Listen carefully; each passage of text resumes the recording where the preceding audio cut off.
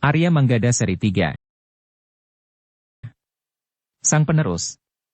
Cerita, Esa Mintarja. Audiobook, novel silat. Bab 19. Orang itu masih merasa ragu. Namun kemudian Kiai Gumrah berkata, Kisanak. Justru kalian sudah dianggap hilang, aku merasa kasihan kepada kalian. Kalian tidak akan dapat berlindung kepada siapapun. Seandainya mereka tahu bahwa kalian masih ada, mungkin mereka akan berusaha untuk membebaskan kalian. Tetapi mungkin juga sebaliknya. Mereka akan berusaha membunuh kalian agar kalian tidak dapat berbicara lagi. Tetapi dengan 2 onggok tanah kuburan itu, kalian tidak akan lagi merasa dibayangi oleh ancaman pembunuhan itu. Kedua orang itu termangu-mangu sejenak, sementara Kiai Gumrah pun berkata, pertimbangkan keadaanmu baik-baik Kisanak.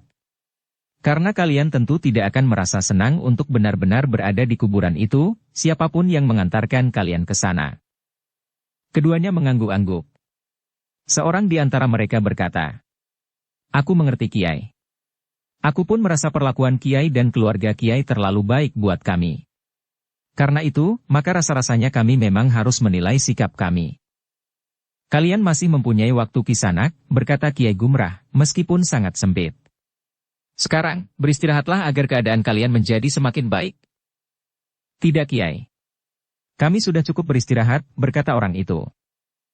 Jika demikian, apakah kita dapat berbicara lebih lanjut, berkata Kiai Gumrah. Kedua orang itu menarik nafas dalam-dalam. Sejenak mereka saling berpandangan. Namun kemudian seorang di antara mereka berkata, kami sudah mengetahui apa yang Kiai inginkan. Syukurlah, jawab Kiai Gumrah. Tetapi kemudian ia justru bertanya, apa menurut pendapatmu yang ingin aku ketahui itu? Tentu kekuatan dan sarang para pengikut Kiai Windukusuma, jawab seorang di antara keduanya. Kami sudah mengetahui sarang mereka. Tetapi yang memang belum kami ketahui sepenuhnya adalah kekuatan mereka. Wajah kedua orang itu berkerut. Namun seorang di antara mereka berkata, dari mana Kiai mengetahuinya? Kawan-kawan kami berhasil mengikuti arah terbang burung-burung elang yang sering dilepaskan oleh para pengikut Kiai Windukusuma, jawab Kiai Gumrah. Kedua orang itu mengangguk-angguk. Namun kemudian seorang di antara mereka berkata, Kiai, aku sekarang sudah di sini. Aku kira aku memang tidak akan dapat kembali ke lingkunganku yang lama. Jika aku kembali, maka nasibku pun akan menjadi buruk sekali. Karena itu, maka aku justru akan menitipkan hidup matiku kepada Kiai. Kisanak. Sebenarnya lah bahwa kami bukan sekelompok pembunuh yang haus melihat darah tertumpah. Jika kami melakukan kekerasan itu semata-mata, karena kami sekedar mempertahankan diri dan mempertahankan hak kami. Karena itu, maka jika kalian memang ingin mendapat perlindungan kami, maka kami tentu tidak akan berkeberatan. Tetapi apakah hal ini ada hubungannya dengan pengenalan kami atas sarang Kiai Windukusuma dan para pengikutnya atau bahkan sarang orang yang disebut Panembahan itu? Kedua orang itu mengangguk-angguk. Seorang di antara mereka berkata, ya Kiai. Kami ingin memperingatkan bahwa pengenalan Kiai atas sarang Kiai Windukusuma dan orang yang disebut Panembahan itu tidak lengkap. Kiai Gumrah mengangguk-angguk. Dengan nada rendah ia bertanya, apakah yang kau maksud tidak lengkap? Bukankah sudah aku katakan, bahwa kami memang belum mengetahui dengan pasti kekuatan mereka? Bukan hanya kekuatan mereka, Kiai, jawab orang itu, tetapi juga sarang mereka yang sebenarnya. Karena sarang burung-burung elang itu bukan sarang Kiai Windukusuma yang sebenarnya. Rumah itu memang dipergunakan oleh Kiai Windukusuma. Tetapi hanya beberapa orang saja yang tinggal di sana. Terutama orang yang mampu mengendalikan burung-burung elang itu. Sedangkan yang lain berada di tempat yang terpisah. Wajah Kiai Gumrah nampak berkerut. Keterangan itu sangat menarik perhatiannya. Tetapi Kiai Gumrah tidak segera mempercayainya begitu saja. Bahkan Ki Prawara dengan serta-merta bertanya, apakah kau berkata sebenarnya? Orang itu menarik nafas dalam-dalam. Tetapi ia dapat mengerti bahwa Kiai Gumrah dan Ki Prawara itu tentu tidak begitu saja mempercayainya. Karena itu, maka katanya, Kiai, bukankah Kiai mempunyai kawan-kawan yang memiliki ilmu yang tinggi? Jumlah kawan-kawan Kiai memang tidak begitu banyak. Tetapi kawan-kawan Kiai benar-benar memiliki kelebihan dari orang-orang kebanyakan. Hadirnya 2 ekor harimau itu juga merupakan rahasia tersendiri bagi Kiai Windukusuma. Semuanya itu merupakan satu landasan yang sangat berarti bagi Kiai. Sementara itu salah seorang di antara kawan-kawan Kiai tentu akan dapat menyelidiki tempat sebenarnya dari Kiai Windukusuma dan kawan-kawannya. Bahkan sekarang, orang yang disebut Panembahan itu telah ada di sana pula. Kiai Gumrah mengangguk-angguk. Dengan kening yang berkerut ia pun kemudian bertanya, siapakah nama Panembahan itu? Kami hanya menyebutnya dengan Panembahan begitu saja. Baiklah. Kita tidak mempersoalkan namanya. Tetapi kami yakin bahwa Panembahan itu adalah Panembahan yang pernah kami kenal namanya, karena Panembahan yang kami kenal namanya itu juga mempunyai tingkah laku sebagaimana Panembahan yang ada di antara kalian. Jika Panembahan yang kami kenal namanya itu menurut pendengaran kami telah mengorbankan gadis-gadis untuk membuat pusakanya yang berupa sebilah keris menjadi pusaka yang terbaik di dunia, maka sekarang Panembahan yang ada di antaramu itu akan memelihara dan meningkatkan tuah dari pusaka-pusaka yang akan diambilnya dari rumahku ini dengan menikam jantung manusia yang masih segar. Bukankah pada kedua-duanya berarti membasahi pusaka-pusaka itu dengan darah? Satu lambang betapa hausnya Panembahan itu terhadap darah yang tertumpah. Bahkan mungkin Panembahan itu pun mengerti bahwa darah itu tidak akan berarti apa-apa, apalagi memberikan tuah. Tetapi kepuasan Panembahan itu mula-mula justru saat ia melihat darah yang memancar. Namun lambat laun, kebiasaan untuk mencari kepuasan itu telah diberinya alasan yang lebih mapan agar ia dapat melakukannya dengan lebih mantap. Tetapi kedua orang itu hampir bersamaan menggeleng. Seorang di antaranya berkata, tidak Kiai. Meskipun mungkin ada juga sedikit kebenarannya. Tetapi sebenarnya Panembahan itu adalah salah seorang yang memuja kuasa kegelapan. Kiai Gumrah mengangguk-angguk. Sementara Ki Prawara bertanya, apa tandanya bahwa Panembahan itu menuju kuasa kegelapan? Orang itu termangu-mangu sejenak. Namun kemudian katanya, tingkah lakunya yang aneh. Benda-benda yang melekat pada dirinya, serta korban yang selalu diberikannya kepada kuasa yang dipujanya itu. Kami memang menjadi curiga bahwa yang dikorbankan itu merupakan bagian yang diambilnya dari tubuh manusia, terutama darah. Kapan Panembahan itu menyerahkan korbannya? Bertanya Kiai Gumrah. Kiai. Berkata orang itu, kami adalah orang-orang yang sebenarnya adalah pengikut Kiai Windukusuma, sehingga kami tidak terlalu banyak mengetahui apa yang dilakukan oleh Panembahan. Tetapi menurut pendengaranku, Panembahan setiap bulan purnama telah menyerahkan korban. Kiai Gumrah mengangguk-angguk. Dengan demikian maka ia menjadi semakin yakin bahwa Panembahan itu adalah orang yang sangat berbahaya. Ia dapat berbuat apa saja di luar dugaan setiap saat, sehingga yang tidak terbayangkan pun akan dapat dilakukan pula. Namun Kiai Gumrah pun kemudian bertanya, tetapi kenapa Kiai Windukusuma telah terlibat dalam kegiatan Panembahan itu? Kedua orang itu menggeleng. Seorang di antara mereka berkata, kami tidak tahu hubungan apakah yang telah mendorong Kiai Windukusuma untuk melibatkan diri dalam perebutan pusaka-pusaka itu. Tetapi nampaknya pengaruh Panembahan itu terhadap Kiai Windukusuma cukup kuat, sehingga mau tidak mau Kiai Windukusuma harus terlibat ke dalamnya. Kiai Gumrah mengangguk-angguk. Namun ia percaya akan keterangan itu. Karena itu, maka Kiai Gumrah dan Ki Prawara mengangguk-angguk mengiyakan.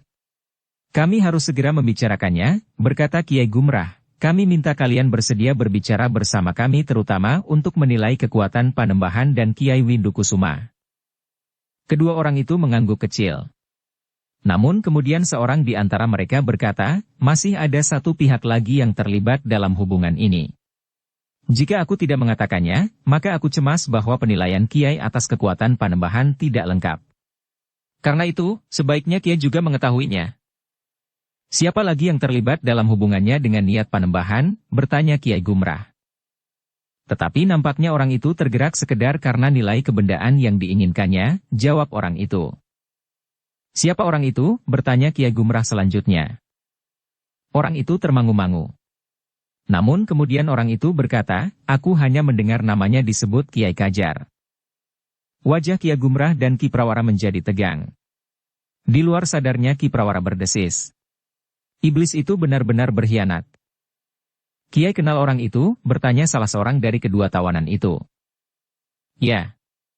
Orang itu adalah saudara seperguruanku, berkata Kiai Gumrah. Karena itulah agaknya Kiai Windukusuma dan bahkan Panembahan itu mengetahui bahwa di sini tersimpan pusaka-pusaka yang diinginkannya. Aku kira tidak Kiai. Sahut orang itu, Kiai Windukusuma memang mengetahui adanya pusaka-pusaka itu dari Kiai Kajar. Tetapi Panembahan itu tidak. Seakan-akan ia tahu segala-galanya, terutama tentang pusaka-pusaka yang menurut pendapatnya sangat bertuah. Kau tentu tidak mengetahui segala-galanya. Meski ada yang terlampaui, berkata Kiai Gumrah. Bahkan Panembahan itu mengetahui bahwa di sini tersimpan pusaka-pusaka yang diinginkannya. Orang itu termangu-mangu sejenak.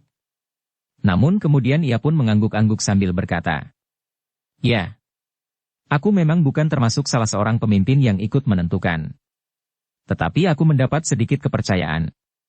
Bukan dari Panembahan, tetapi dari Kiai Windukusuma." Kiai Gumrah mengangguk-angguk. Hampir saja ia bertanya tentang Kundala.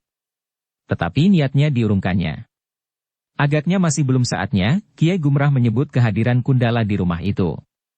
Masih banyak kemungkinan dapat terjadi atas kedua orang itu, juga atas Kundala, sehingga kemungkinan buruk dapat saja terjadi atas mereka. Namun pembicaraan itu telah memberikan banyak bahan bagi Kiai Gumrah. Ia sadar bahwa satu pertemuan yang lebih besar harus diselenggarakan. Kiai Gumrah sudah dapat membayangkan bahwa yang dihadapi adalah satu kekuatan yang cukup besar. Ternyata meskipun Kiai Gumrah telah memasuki usia tuanya, namun ia masih melangkah dengan tegar. Dalam waktu singkat ia sudah menghubungi kawan-kawannya. Beranting mereka menyampaikan undangan Kiai Gumrah bagi kawan-kawannya yang tidak kurang dari saudara-saudara seperguruannya. Dukung channel Novel Silat dengan subscribe, follow, like, komen dan share. Besok sore kita bertemu. Aku akan meminjam Banjar tua itu untuk mengadakan pertemuan. Aku akan minta agar Ki Bekel tidak mengatakan kepada siapapun bahwa kita akan mengadakan pertemuan di Banjar. Anak-anak muda padukuhan ini juga tidak perlu mengetahui, sehingga karena itu, maka biarlah Ki Bekel membuat satu kegiatan apapun bagi anak-anak muda agar mereka tidak berkeliaran ke Banjar tua. Berkata Kiai Gumrah kepada salah seorang pedagang gula yang termasuk saudara seperguruannya. Kiai Gumrah pun telah menemui juragan gula itu pula, agar ia menyampaikan kepada saudara-saudara seperguruannya yang esok pagi menyerahkan gula kelapa kepadanya. Apakah kawan-kawan yang lain sudah tahu? Bertanya juragan gula itu. Beranting. Jawab Kiai Gumrah, di pasar besok mudah-mudahan banyak yang dapat ditemui. Jika tidak, maka biarlah saudara-saudara kita saling mengunjungi di rumah mereka masing-masing. Malam itu juga Kiai Gumrah telah menemui Ki Bekel. Ia minta izin untuk menggunakan Banjar tua yang untuk waktu yang terhitung panjang telah ditungguinya, dibersihkan dan dijaga dengan baik. Tentu. Berkata Ki Bekel, Kiai Gumrah dapat saja mempergunakan Banjar itu untuk keperluan apapun. Tetapi aku mohon anak-anak muda tidak mengganggu pertemuan kami. Biasanya ada beberapa anak muda yang singgah di Banjar itu di malam hari. Sebenarnya aku merasa senang akan kehadiran anak-anak muda itu. Tetapi kali ini aku mohon Ki Bekel mengatur satu pertemuan di Banjar baru, agar anak-anak muda tidak pergi ke Banjar lama. Ki Bekel termangu-mangu. Katanya, aku tidak berkeberatan. Tetapi apa alasanku untuk mengikat mereka di Banjar baru? Kiai Gumrah mengangguk-angguk. Tanpa alasan apapun, Ki Bekel memang tidak dapat menahan anak-anak muda di Banjar baru. Namun tiba-tiba Kiai Gumrah berkata, Ki Bekel, selama ini Rambatan dan beberapa orang kawannya seakan-akan telah terpisah dari anak-anak muda yang lain. Tetapi pada saat terakhir, agaknya Rambatan telah berubah sikap. Apakah Ki Bekel dapat mempergunakannya sebagai alasan? Maksud Kiai Gumrah, bertanya Ki Bekel. Undang anak-anak muda termasuk Rambatan dan kawan-kawannya itu. Ki Bekel dapat mengatakan kepada mereka bahwa pertemuan itu adalah pertemuan untuk menghilangkan jarak antara Rambatan dan kelompoknya dengan anak-anak muda yang lain. Katakan bahwa anak-anak muda padukuhan itu telah menyatu kembali. Rambatan telah meninggalkan cara hidupnya yang lama. Ki Bekel termangu-mangu sejenak. Namun kemudian katanya, bagus. Aku akan mengajak anak-anak itu makan untuk merayakan perubahan sikap sebagian dari anak-anak muda padukuhan ini. Dan lebih dari itu, juga sikapku sendiri. Bukankah perubahan sikapku juga pantas disambut baik dengan sebuah kegembiraan? Tentu. Kiai Gumrah tertawa, aku ikut bergembira. Sayang aku tidak dapat hadir dalam pertemuan untuk mensyukuri beberapa perubahan yang terjadi di padukuhan ini. Kiai Gumrah berhenti sejenak, lalu. Tetapi aku mohon Ki Bekel tidak mengatakan sesuatu tentang pertemuan itu tidak baik untuk diketahui oleh anak-anak muda itu. Kita masih harus tetap curiga, bahwa setelah berbagai perubahan sikap terjadi di padukuhan ini, ternyata masih ada 1-2 orang yang meragukan sikapnya. Aku mengerti, Kiai. Aku akan berbuat sebaik-baiknya. Jawab Ki Bekel. Demikianlah, maka ketika pasar mulai ramai, beberapa orang pedagang gula pun saling bertemu. Mereka telah menyebarkan panggilan dari Kiai Gumrah untuk bertemu di Banjar Tua yang untuk waktu yang terhitung lama ditunggui olehnya. Apakah tempat itu sudah diamankan? Bertanya salah seorang dari mereka. Itu tanggung jawab Kiai Gumrah, jawab saudagar gula yang menerima gula dari para pembuat gula yang jumlahnya sampai 1-2 pedati. Sebagian besar dari gula-gula itu telah dikirimkan kepada pedagang gula di pasar-pasar yang lain, bahkan di padukuhan-padukuhan yang agak jauh. Jaringan perdagangan gula itulah yang menjadi jalur hubungan antara Kiai Gumrah dan saudara-saudara seperguruannya, meskipun tidak semua pedagang gula termasuk dalam lingkungan seperguruan Kiai Gumrah. Dengan demikian maka panggilan Kiai Gumrah itu telah merambat dari satu orang kepada orang yang lain, sehingga tersebar kepada saudara-saudara seperguruannya, bahwa setelah malam turun, maka mereka akan bertemu untuk berbicara di Banjar Tua di dekat rumah Kiai Gumrah. Ketika kemudian senja mulai membayangi padukuhan itu, Kiai Gumrah pun mulai bersiap-siap. Ia berpesan kepada Nyi Prawara dan Wini, agar mereka berhati-hati di rumah. Demikian pula Manggada dan Laksana. Kalian tidak usah keluar dari rumah, pesan Kiai Gumrah. Nyi Prawara mengangguk. Katanya, kami akan menempatkan kentongan kecil di dalam rumah ini, Ayah. Mungkin kami memerlukannya mengingat kekuatan lawan yang ternyata cukup besar. Mereka dapat datang setiap saat. Bahkan di saat yang tidak diduga-duga. Aku setuju. Biarlah Manggada memasukkan kentongan kecil di serambi belakang itu. Berkata Kiai Gumrah. Lalu katanya, aku dan Prawara akan berada di Banjar Tua itu. Nyi Prawara mengangguk. Dengan nada dalam ia berkata kepada Manggada, ambillah kentongan di serambi belakang itu. Kita harus berhati-hati menghadapi mereka. Demikianlah, ketika Kiai Gumrah dan Ki Prawara pergi ke Banjar, maka yang tinggal di rumah adalah Nyi Prawara, Wini, Manggada dan Laksana. Mereka duduk di ruang dalam, di depan sentong tempat Kiai Gumrah menyimpan pusaka-pusakanya. Namun untuk dapat mengamati langsung pusaka-pusaka itu, maka tirai di pintu bilik itu pun telah disingkapkannya. Sehingga dengan demikian maka mereka dapat melihat langsung pusaka-pusaka yang sedang mereka lindungi itu. Sementara itu, di Banjar itu telah berkumpul lebih dari 10 orang. Semuanya sudah nampak separuh baya. Bahkan Ki Prawara pun nampaknya terhitung muda di antara para pedagang dan pembuat gula itu. Dengan singkat Kiai Gumrah menguraikan tentang niat Kiai Windukusuma dan seorang yang disebut Panembahan untuk memiliki pusaka itu. Aku mengajak 2 orang pengikut Kiai Windukusuma yang dapat kami tangkap. Berkata Kiai Gumrah. Semua orang yang hadir di Banjar itu telah memandang kedua orang tawanan yang menundukkan kepalanya. Namun Kiai Gumrah pun kemudian berkata. Tetapi keduanya dapat aku anggap sebagai orang yang baik. Kenapa? Bertanya seorang pembuat gula yang bertubuh tinggi besar, sehingga kawan-kawannya menyebutnya buta ijo. Mereka telah memberikan banyak petunjuk. Jawab Kiai Gumrah. Mereka berbicara karena terpaksa, desis seorang yang lain, yang rambut dan kumisnya sudah mulai memutih. Tidak. Aku tidak memaksa. Mereka berbicara atas kehendak mereka sendiri. Seandainya disebut terpaksa, bukan karena tekanan kekerasan.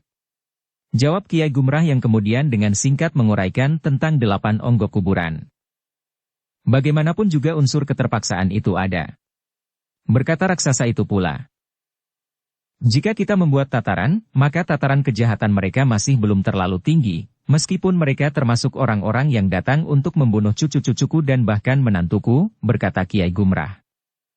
Baiklah jika kau menganggap bahwa kesalahannya tidak sampai ke ubun-ubun. Nah, sekarang apa lagi?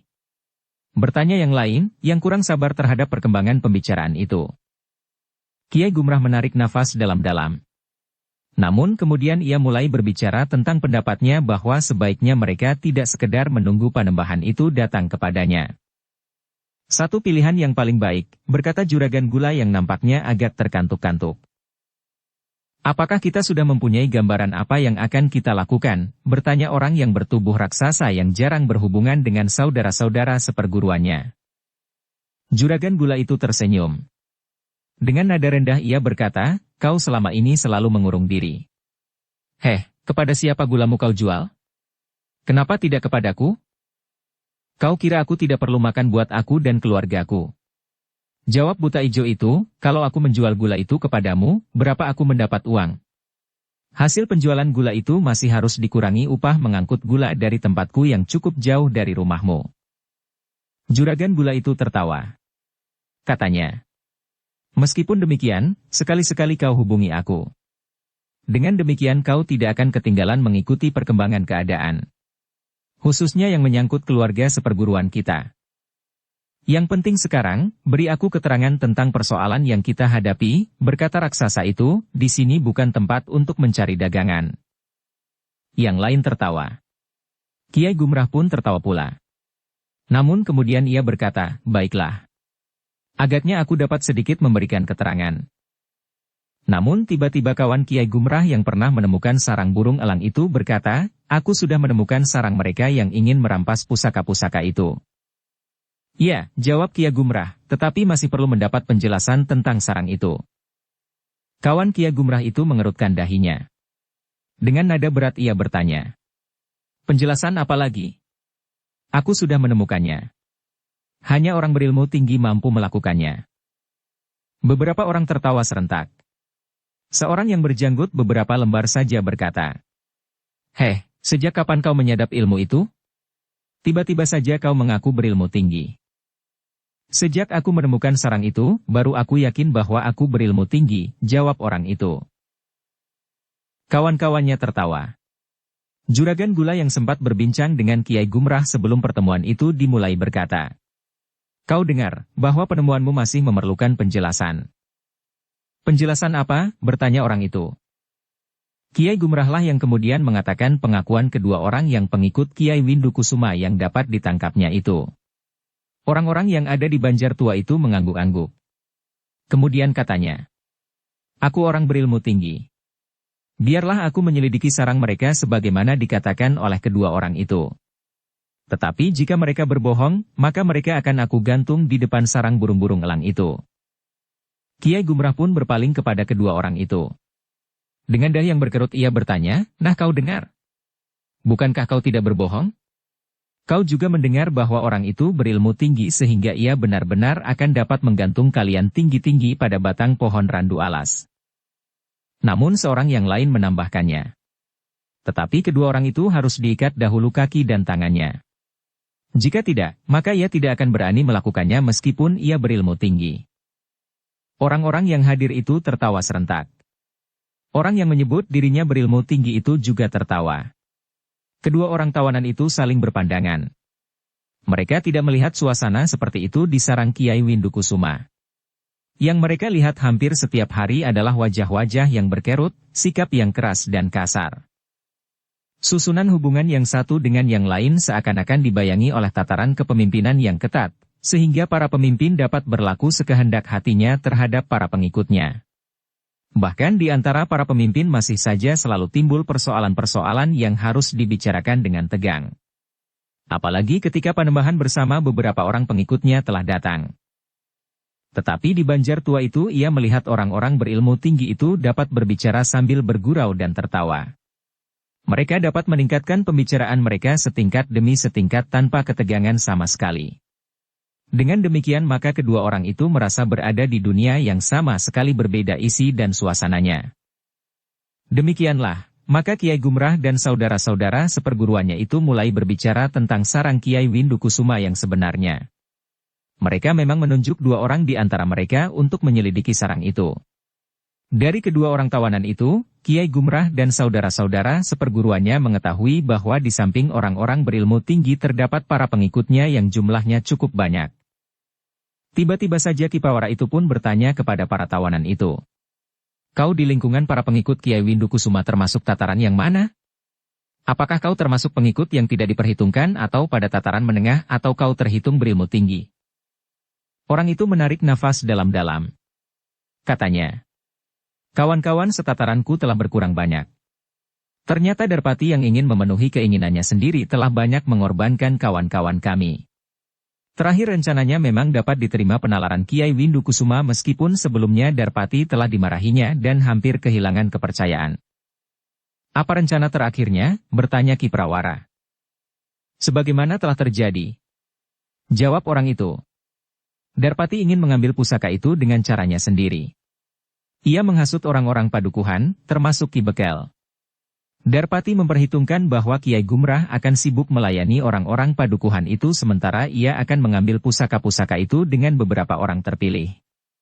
Sedangkan rencana kedua sebagai cadangan jika rencana pertama gagal, ia akan menculik Winnie. Tetapi ternyata kedua-duanya gagal, bahkan Darpati sendiri terbunuh. Salah satu kesalahannya adalah, ia tidak tahu bahwa Winnie ternyata berilmu tinggi dan bahkan dapat mengalahkannya. Ki Prawara mengangguk-angguk. Katanya, "Nah, kalian dengar rencana itu? Jika demikian maka kedua orang ini tentu termasuk orang yang dipilih oleh Darpati. Karena itu, maka mereka adalah orang-orang yang berada pada tataran menengah. Sayang, aku tidak melihat tingkat kemampuannya," berkata orang bertubuh raksasa yang disebut Buta Ijo. Lalu katanya, "Bagaimana jika kedua orang itu kita adu sampai salah seorang di antara mereka mati? Kita tentu akan melihat catatan kemampuan mereka, orang-orang yang berada di tingkat menengah." Kiai Gumrah menarik nafas dalam-dalam, sementara jantung kedua orang itu menjadi berdebar-debar. Namun mereka menjadi tenang ketika juragan gula itu berkata, "Jangan cemas. Buta Ijo itu memang senang menakut-nakuti orang. Tetapi sebenarnya hatinya lembut seperti beludru. Persetan kau," geram Buta Ijo itu.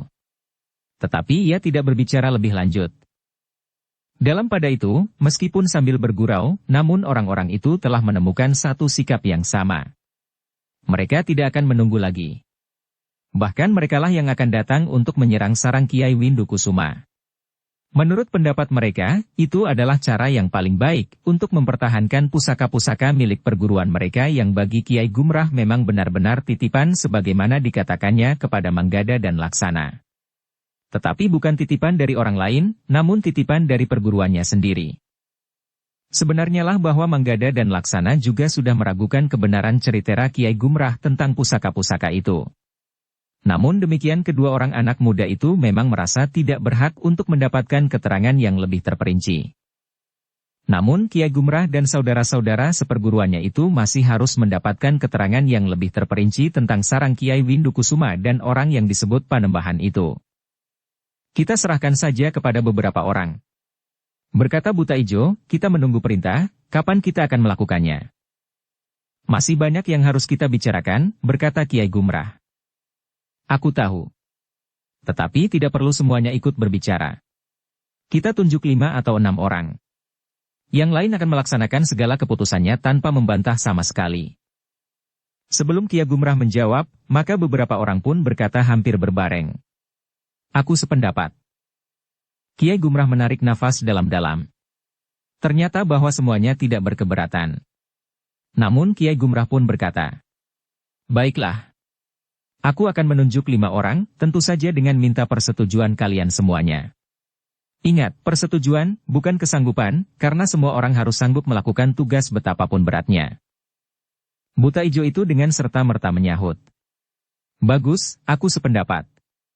Tetapi dengan syarat, bukan aku yang ditunjuk untuk bertugas apapun juga." "Kenapa?" bertanya juragan gula itu. "Aku sedang mempunyai pekerjaan yang sulit ditinggalkan," jawab Buto Ijo itu. "Pekerjaan apa?" bertanya orang yang selalu mengaku berilmu tinggi itu. "Bahkan katanya kemudian, kita berdua akan menyelidiki sarang Kiai Windukusuma. Anakku yang bungsu sedang merajuk. Ia minta seekor kuda berbulu putih. Nah, aku sedang sibuk mencari uang untuk membeli kuda berbulu putih. Heh, istriku juga sedang merajuk," berkata orang yang mengaku berilmu tinggi itu. "Ah, kau juga akan membuat dongeng?" bertanya Buta Ijo. "Kau mengaku bahwa kau telah membuat dongeng?" bertanya Kiai Gumrah kepada Buto Ijo itu. Buta ijo itu tertawa. Tetapi ia tidak menjawab. Namun akhirnya orang-orang yang berkumpul di Banjar Tua itu berhasil menunjuk 5 orang yang akan memegang pimpinan untuk melakukan perlawanan dan bahkan menyerang sarang Kiai Windukusuma dan orang yang disebut Panembahan. Di antara mereka adalah Kiai Gumrah, Juragan Gula, orang yang selalu menyebut dirinya berilmu tinggi, orang yang melihat 2 orang pengikut Kiai Windukusuma menghitung onggokan tanah kuburan kawan-kawannya yang terbunuh di halaman rumah Kiai Gumrah dan seorang lagi yang sudah terbiasa duduk-duduk berbincang di rumah Kiai Gumrah. Namun Kiai Gumrah itu berkata, selain berlima, aku selalu menunggu pendapat kalian. Kawan-kawan yang sering datang ke rumahku justru aku minta selalu datang. Tidak terbatas hanya ke-5 orang ini saja. Tentu, jawab Buta Ijo. Kau juga akan selalu datang, bertanya Juragan Gula itu. Buta Ijo itu tertawa berkepanjangan. Namun dalam pada itu, maka Kiai Gumrah itu pun berkata, masih ada satu hal yang penting kalian ketahui. Apalagi, bertanya seorang yang bertubuh kurus. Nampaknya matanya sudah lebih banyak terpejam. Hampir mengigau ia berkata dalam kantuknya. Aku haus. Sayang. Berkata Kiai Gumrah, aku tidak menyediakan minuman malam ini. Aku hanya mempunyai beberapa bumbung legen. Buat apa legen? Berkata Buta Ijo, aku mempunyai legen setempayan besar penuh di rumah. Aku benar-benar minta maaf, bahwa aku tidak menyediakan minuman buat kalian, berkata Kiai Gumrah, tetapi jangan takut. Biarlah di rumah Nyi Prawara merebus air. Justru saat pertemuan ini sudah selesai, desah orang yang terkantuk-kantuk. Kiai Gumrah pun segera berpaling kepada Ki Prawara sambil berdesis, lihat, apakah istrimu merebus air? Aku masih ingin berbicara dengan mereka sebentar lagi. Ki Prawara pun kemudian telah bangkit berdiri sambil berkata, aku akan pulang dahulu. Hampir berbareng beberapa orang berkata, bagus. Ia akan melihat, apakah wedang jahenya sudah siap. Demikianlah Ki Prawara dengan tergesa-gesa pulang melihat apakah istrinya merebus air. Meskipun ia dan ayahnya tidak memesannya, namun biasanya Nyi Prawara mengerti dengan sendirinya bahwa diperlukan minuman dan makanan. Ketika Ki Prawara sampai ke rumah, maka sebenarnya lah Nyi Prawara memang sudah merebus air dan bahkan merebus ketela pohon. Namun Nyi Prawara itu pun berkata, kalian tidak memberitahukan kepada kami berapa orang yang datang, sehingga seberapa banyak kami harus merebus air dan ketela pohon. Yang kau sediakan sudah terlalu banyak. Baiklah, biar aku bawa hidangan ini ke sana. Ayah membawanya sendiri, bertanya Winnie. Biarlah nanti 1-2 orang membantu mengambilnya kemari, jawab Ki Prawara. Apakah kami dapat membantu membawanya, bertanya Manggada dan Laksana hampir berbareng. Tetapi Ki Prawara menggeleng. Katanya, jangan. Kalian sebaiknya tetap tinggal di rumah. Jarak antara rumah ini ke Banjar itu memang pendek saja. Meskipun demikian, biarlah aku dan orang-orang di Banjar itu sajalah yang membawa hidangan itu ke sana. Manggada dan Laksana tidak membantah. Mereka sadar bahwa orang-orang tua itu bersikap berhati-hati menghadapi suasana yang kurang menentu. Segala kemungkinan memang masih dapat terjadi. Apalagi terhadap mereka yang tataran ilmunya masih belum cukup tinggi. Namun ketika Ki Prawara itu membuka pintu sambil membawa nampan berisi beberapa mangkuk minuman, ia pun terkejut. Ia melihat bayangan dalam kegelapan malam. Karena itu, maka ia telah melangkah surut kembali. Diletakkannya mangkuk berisi minuman hangat itu. Bahkan kemudian disingsingkannya kain panjangnya. Nyi Prawara dan Winnie yang ada di dalam tidak melihat bayangan yang bergerak dengan cepat dalam kegelapan itu. Namun ketika ia melihat kesiagaan Ki Prawara, maka Nyi Prawara pun bertanya, kau melihat sesuatu kakang? Ya, jawab Ki Prawara, aku melihat bayangan di kegelapan. Hanya sekilas. Tetapi kesannya, tentu orang berilmu tinggi. Jadi, bertanya Nyi Prawara. Aku hanya melihat seorang saja. Biarlah aku pergi ke Banjar tanpa membawa apa-apa. Nanti biar saja mereka datang kemari jika mereka haus. Sediakan saja minuman dan makanan itu, berkata Ki Prawara. Tempat terlalu sempit di sini, berkata Nyi Prawara. Pembicaraan kami sudah selesai di Banjar. Karena itu, maka jika orang-orang yang ada di Banjar itu tidak dapat masuk seluruhnya ke ruang dalam, biarlah sebagian berada di luar. Asal minuman itu masih hangat. Tetapi minuman itu sudah mulai dingin, jawab Nyi Prawara. Jika demikian biarlah sebagian masih tetap di atas perapian saja, jawab Ki Prawara. Nyi Prawara mengangguk kecil. Namun ia berkata, jika Kakang pergi ke Banjar, berhati-hatilah. Kakang sudah melihat bayangan orang di halaman. Mungkin ia tidak sendiri. Banjar itu tidak terlalu jauh.